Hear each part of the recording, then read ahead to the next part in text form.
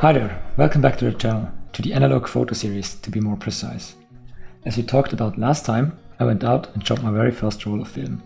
It was an Unported HP5 Plus. Feel free to pause the video and go back and watch me talk about how to prepare your camera for the very first roll. In this episode though, I wanted to talk about the overall experience of shooting your first roll, and then we'll discuss on how to get photos from your camera to your computer. Okay, first things first. As a digital photographer, I usually jump on every opportunity to take a photo, even if it might turn out not as good as I thought. I'm not extremely trigger happy, but if I wanted to take a shot of a lake, a long exposure, I'd rather take 10 to 20 shots on burst mode and layer them. This way I don't have to carry my tripod up and about the mountains and on my motorcycle. Shooting my AE1 definitely and immediately changed how I approach photography. Even before the first frame, I thought about the number 36. That's the number of exposures I get. And wrong settings, wasted shot. Focus off, wasted shot. Accidentally shooting on self-timer, wasted shot, confused face. It actually happened. Since it was my very first roll of film, I did not plan on shooting perfect frames only. I just wanted to see the process. So I shot whatever I found to be interesting enough. After blasting through all my 36 exposures, I came home, and here we are now. The film is out of the camera, labeled as good as it gets, so what's next?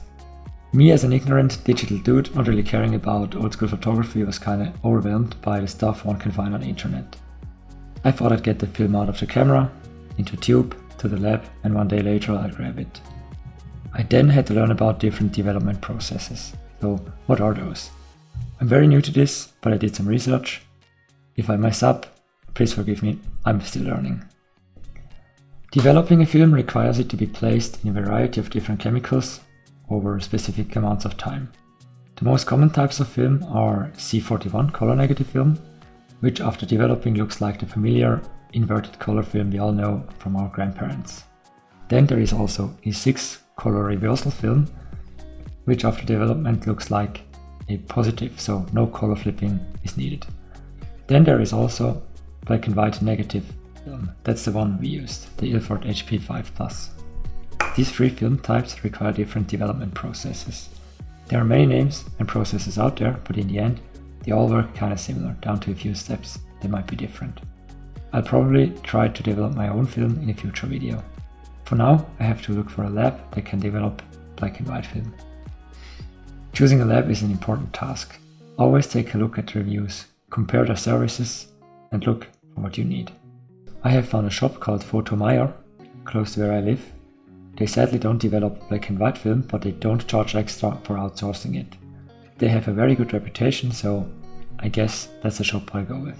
What kind of services do I need?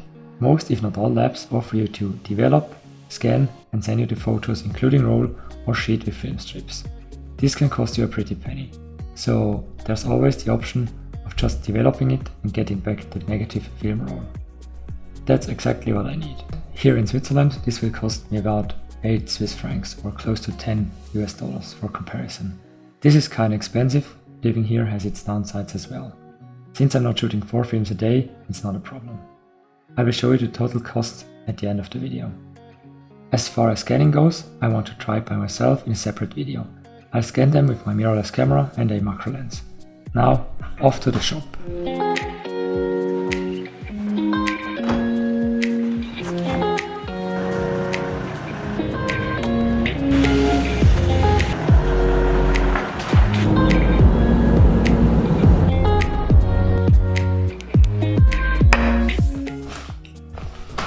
The film is back, and let me tell you, I'm very happy. So I'll talk about the shooting of the film in the next episode.